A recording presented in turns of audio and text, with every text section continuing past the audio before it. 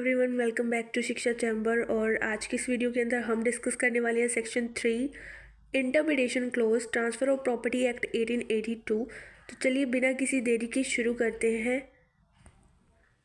तो जैसा कि आप सबको पता ही है, ये हमारा सेकेंड लेक्चर है जिसके अंदर हम सेक्शन 3 डिस्कस करने वाले हैं, जो कि है इंटरप्रिटेशन क्लोज। तो चलिए देखते हैं बिना किसी देरी के कि ऐसी कौन कौन सी डेफिनेशंस हम ट्रांसफ़र ऑफ प्रॉपर्टी एक्ट 1882 के अंदर पढ़ने वाले हैं। तो सबसे पहली जो हम डेफिनेशन पढ़ेंगे वो है इमूवेबल प्रॉपर्टी के रिगार्डिंग कि इमूवेबल प्रॉपर्टी क्या होती है। उसके बाद हम जो नेक्स्ट डेफिनेशन देखेंगे वो होगी इंस्ट्रूमेंट की, कि इंस्ट्रूमेंट किसे कहते हैं। घबराने वाली बात नहीं है, इनको हम अच्छे से एक एक करके डिस्कस करेंगे, लेकिन यहाँ सिर्फ हम ये देख रहे हैं, एक चार्ट फॉर्म की मदद से ये समझने की कोशिश कर रहे हैं कि ये सेक्शन 3 बात किन किन चीज़ों के बारे में करता है। तो जो हम नेक्स्ट डेफिनेशन पढ़ेंगे वो हम पढ़ने वाले हैं अटेस्टेड की, कि अटेस्टेड क्या होता है। फिर हम एक टर्म पढ़ेंगे जो कि है रजिस्टर्ड, और उसका मतलब समझेंगे कि इस एक्ट के अकॉर्डिंग रजिस्टर्ड किसे कहते हैं, रजिस्टर्ड चीज़ों के अंदर क्या क्या चीज़ें इंक्लूड होती हैं क्या नहीं, ये सब हम डिस्कस करने वाले हैं। फिर उसके बाद जो टर्म हम डिस्कस करेंगे वो है अटैच टू अर्थ, यानी कि अटैच टू अर्थ का मीनिंग क्या होता है। ठीक है, इस एक्ट के अंदर हम इसको कैसे किस चीज़ से इंक्लूड करके पढ़ेंगे, ये सब डिस्कस करेंगे। और फिर हम देखने वाले हैं एक्शनेबल क्लेम किसे कहते हैं, जो कि सेक्शन 3 के अंदर ही बता रखा है। और लास्ट में हम देखेंगे कि नोटिस किसे कहते हैं। तो बेसिकली ये कुछ टर्म्स हैं जिनको हम सेक्शन 3 की हेल्प से समझेंगे। जो सेक्शन 3 के अंदर इसकी डेफिनेशन दे रखी हैं उनकी हेल्प से हम समझेंगे कि ये क्या होती हैं। तो अभी अगर हम सीधा सेक्शन 3 के ऊपर जंप करेंगे तो हमें समझ नहीं आने वाला, क्योंकि अगर हमको प्रॉपर्टी जो टर्म है उसका ही मीनिंग नहीं पता तो हम क्या कर लेंगे इमूवेबल और मूवेबल जैसे टर्म्स को पढ़ के। तो सबसे पहले इसीलिए हमको समझना होगा कि प्रॉपर्टी किसे कहते हैं। तो प्रॉपर्टी को अगर हम बेसिकली समझें एक जनरल लैंग्वेज के अंदर, अगर हम देखें जनरल मीनिंग देखें तो क्या होता है, प्रॉपर्टी को हम बोल सकते हैं ये क्या है, रिजल्ट होता है ह्यूमन एफर्ट्स का, जो उन्होंने एक्वायर किया होता है by way of payment, ownership, consideration, जिसको हम बोलते हैं पेमेंट और कंसिडरेशन एक ही बात हो गई। कंसिडरेशन के थ्रू ऑनरशिप या फिर पोजेशन को एक्वायर करके उन्होंने क्या किया होता है, ऐसी कुछ चीज़ जिसके अंदर उनके कुछ राइट्स हैं, कुछ इंटरेस्ट हैं, ह्यूमन एफर्ट्स के थ्रू जो उन्होंने एक्वायर की है उसको हम प्रॉपर्टी बोल देते हैं। ये तो थी जर्नल, जो हमें एक जर्नली अगर हम किसी से पूछें वो भी बता देगा, लेकिन हम तो पढ़ रहे हैं लॉ, तो अब हमें लॉ को भी ध्यान में रखना पड़ेगा, है ना।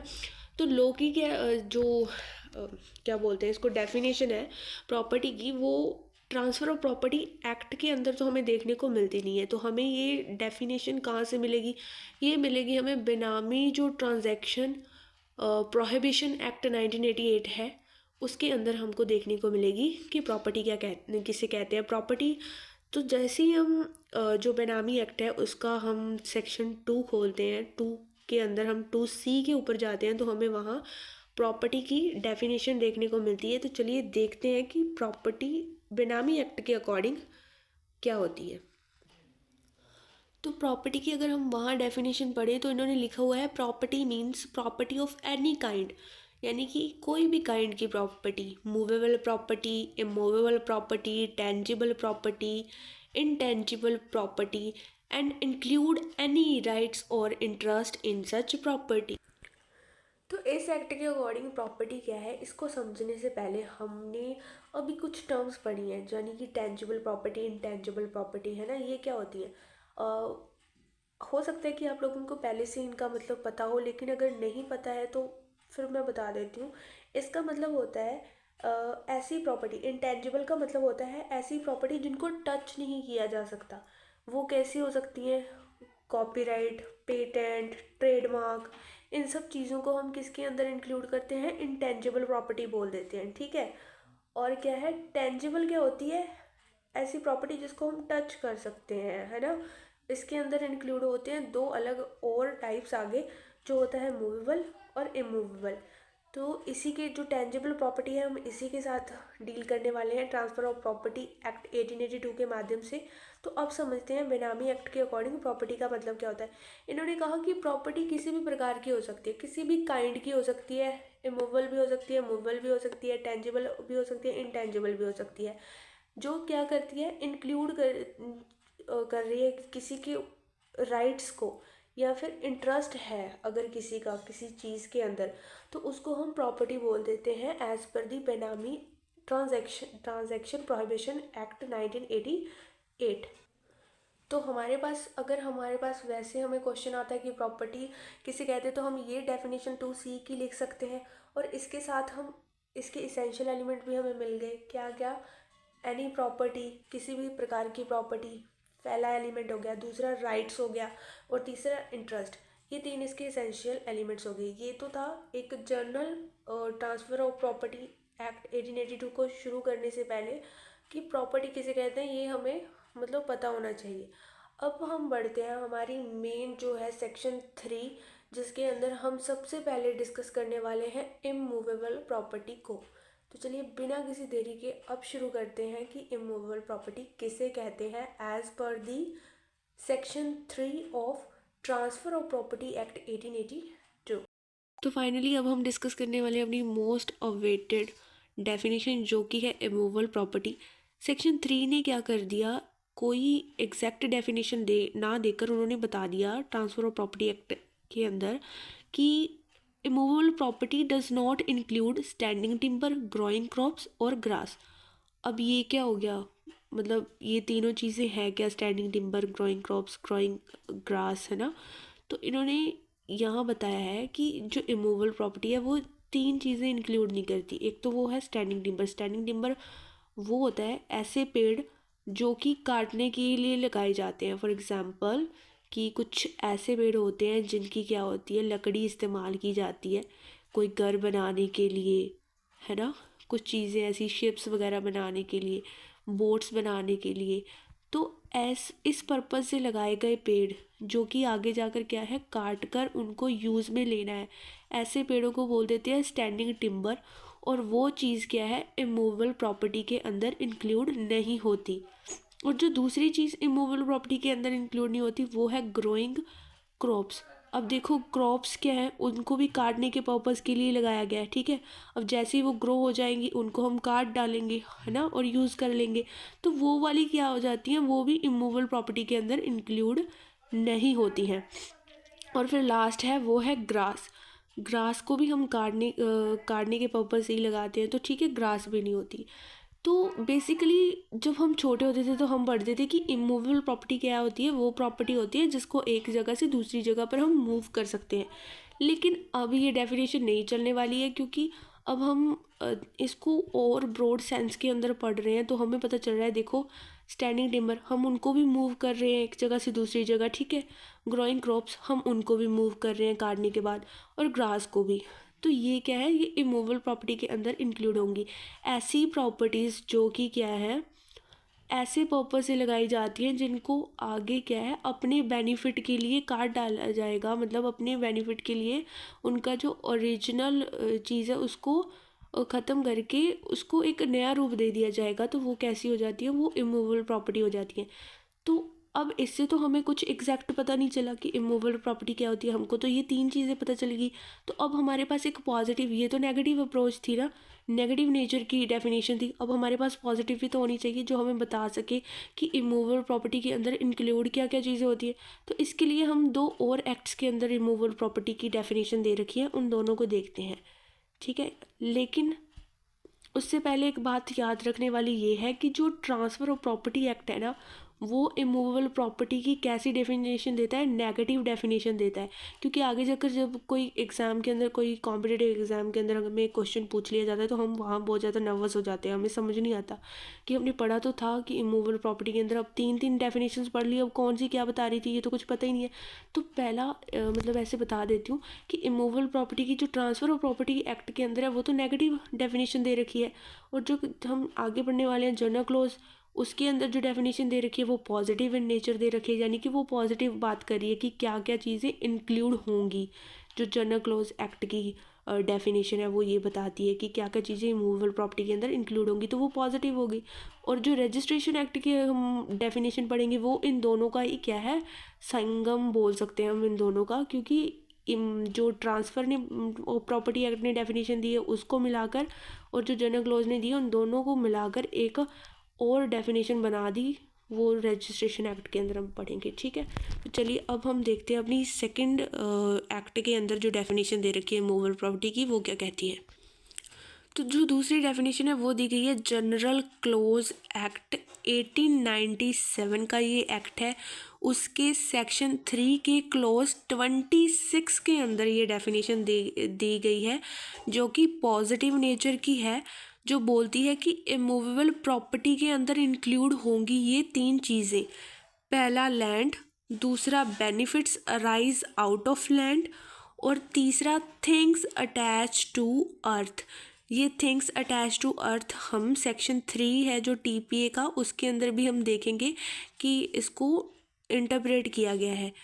तो जो जनरल क्लोज एक्ट है उसके अंदर बताया गया है कि अब लैंड क्या होती है इसको देखते हैं। देखो लैंड मतलब हम ये नहीं कह सकते कि ऊपरी हिस्सा जो ज़मीन का होता है वही लैंड के अंदर इंक्लूड होता है, बिल्कुल भी नहीं, क्योंकि लैंड के अंदर और भी बहुत सारी लेयर्स होती हैं जो दिखाई नहीं देती, लेकिन उनके अंदर कुछ ना कुछ होता है, जैसे कि मिनरल्स, है ना, ये सब चीज़ें होती हैं लैंड की, जो अंदर वाली लेयर्स होती हैं उनके अंदर।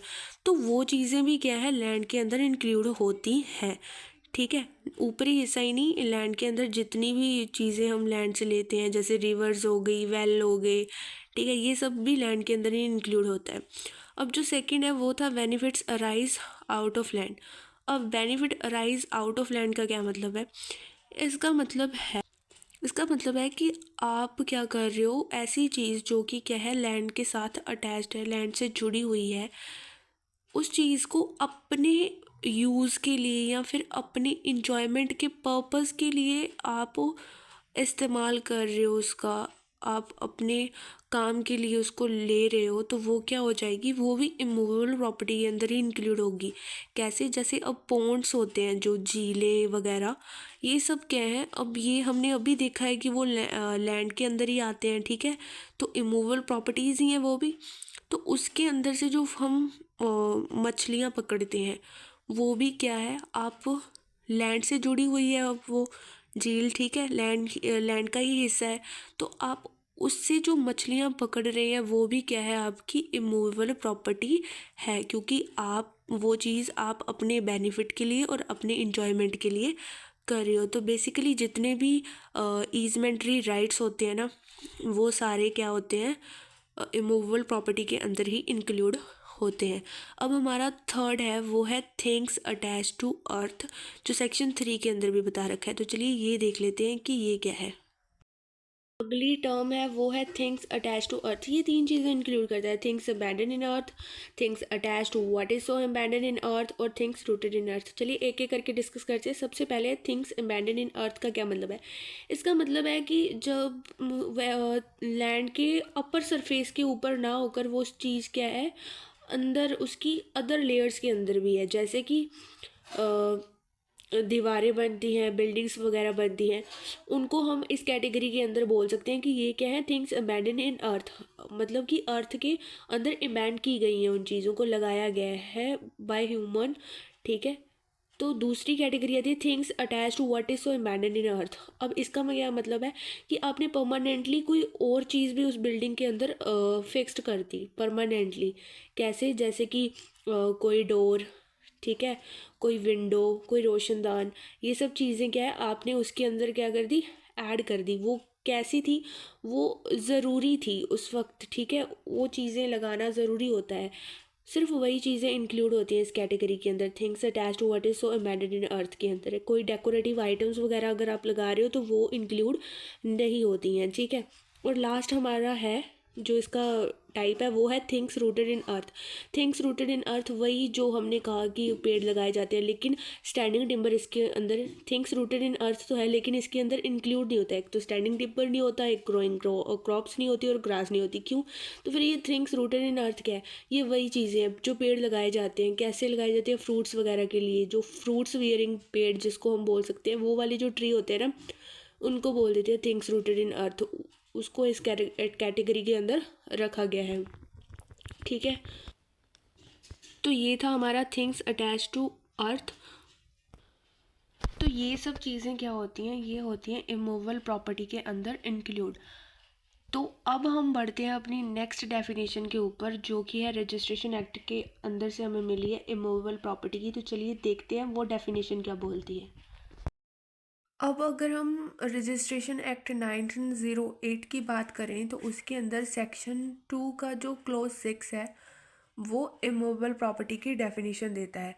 तो जो इस एक्ट के अंदर इमूवेबल प्रॉपर्टी की डेफिनेशन दी गई है ना, वो दोनों जो अपने पहले डेफिनेशंस पढ़ी हैं, ट्रांसफ़र ऑफ प्रॉपर्टी एक्ट की डेफिनेशन और जनरल क्लॉज एक्ट की जो डेफिनेशन थी, उन दोनों को कंबाइंड करके ये डेफिनेशन दी गई है। तो इसको हमने समझ लिया है, लेकिन यहाँ सिर्फ हम रीड कर लेते हैं कि इसके अंदर क्या कहा गया है।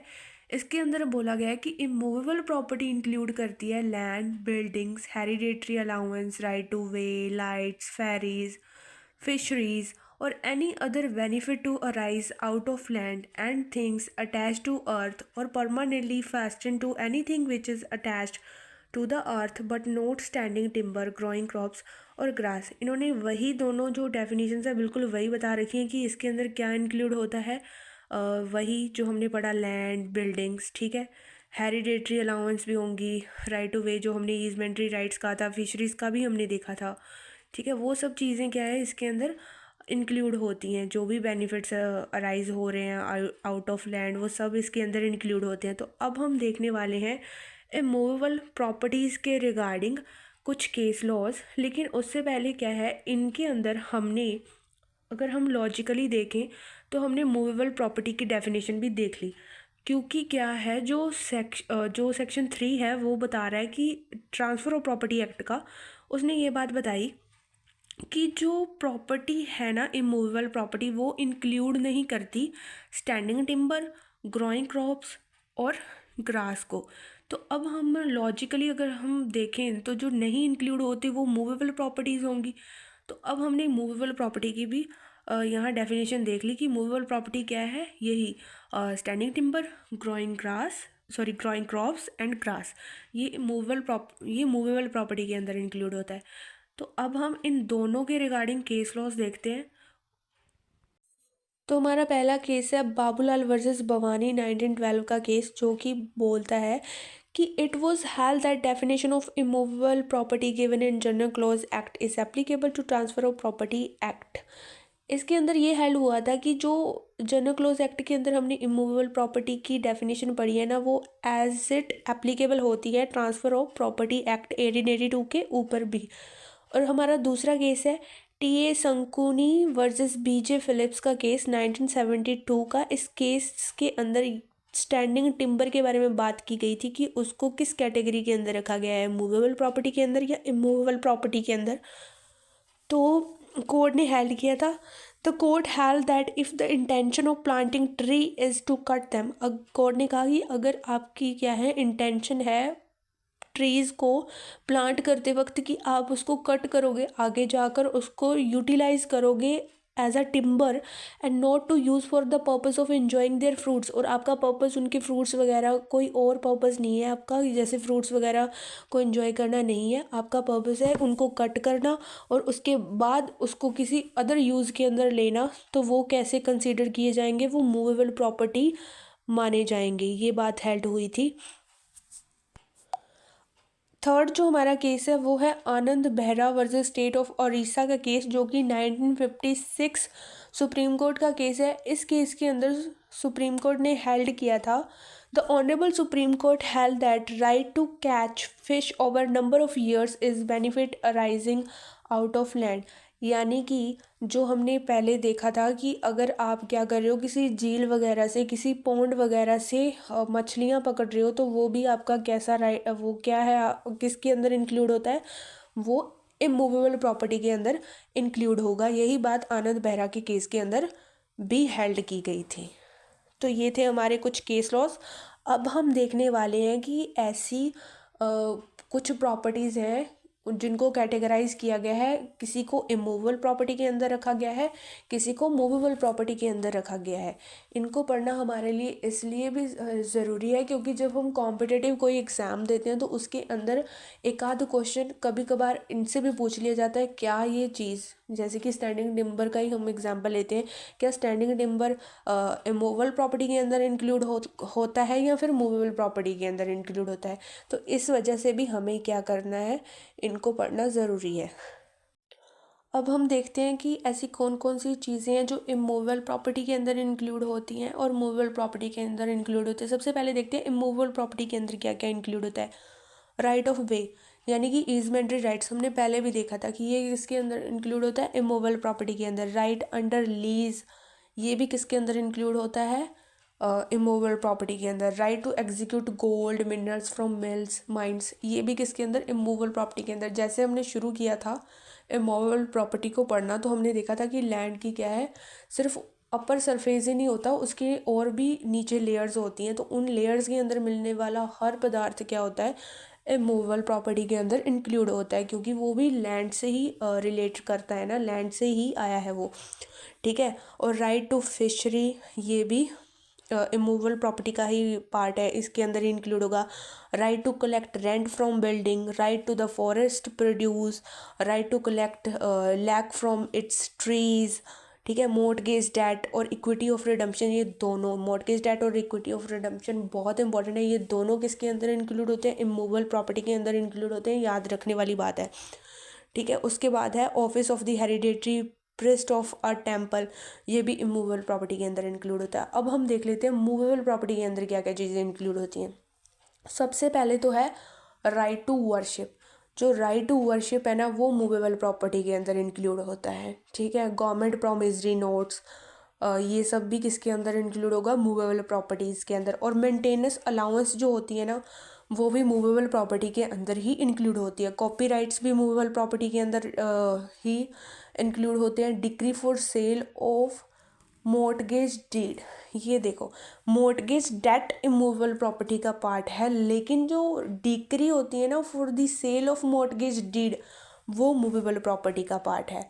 और उसके बाद है decree of arrears of land, movable property में आएगी। Machinery not attach to the earth, वो किसके अंदर आएगी, मूवेबल प्रॉपर्टी के अंदर आएगी, क्योंकि हमने देखा था मूवेबल प्रॉपर्टी का पार्ट होती हैं वो चीज़ें जो अटैच्ड है अर्थ से, और मशीनरी अटैच्ड नहीं है अगर अर्थ से, तो वो जाहिर सी बात है मूवेबल प्रॉपर्टी के अंदर इंक्लूड होगी। और फिर है right to enjoy the usufruct sorry usufruct standing timber, growing grass, growing crops, ये सब भी क्या है, मूवेबल प्रॉपर्टी के अंदर इंक्लूड होंगी। तो ये था हमारा आज का लेक्चर, जो था पूरा का पूरा इमूवेबल और मूवेबल प्रॉपर्टीज़ के ऊपर, जिसके अंदर हमने इमूवेबल प्रॉपर्टी की section 3 transfer of property act से डेफिनेशन पढ़ी, जनरल क्लोज एक्ट से पढ़ी, फिर रजिस्ट्रेशन एक्ट की डेफिनेशन देखी, जो दोनों एक्ट्स की डेफिनेशंस को कंबाइंड करके दे रखी थी। फिर हमने उसके कुछ केस लॉज भी देखे, और लास्ट में अभी हमने डिस्कस किया है ऐसी कुछ चीज़ें जो कॉम्पिटिटिव एग्ज़ाम्स के पर्सपेक्टिव से बहुत इम्पॉर्टेंट है, कि कौन सी चीज़, कौन सी थिंग किस कैटेगरी के अंदर इंक्लूड होती है, इमूवेबल के अंदर होती है या फिर मूवेबल के अंदर होती है। तो ये था हमारा पूरा आज का लेक्चर। हम मिलते हैं अगले डेफिनेशन के साथ अगले लेक्चर में। तब तक के लिए please like, share, comments and subscribe my YouTube channel शिक्षा चैम्बर, और ज़्यादा से ज़्यादा इसको शेयर कीजिए अगर आपको ये वीडियो इन्फॉर्मेटिव लगती है, यूज़फुल लगती है। और don't forget to subscribe. Bye bye guys.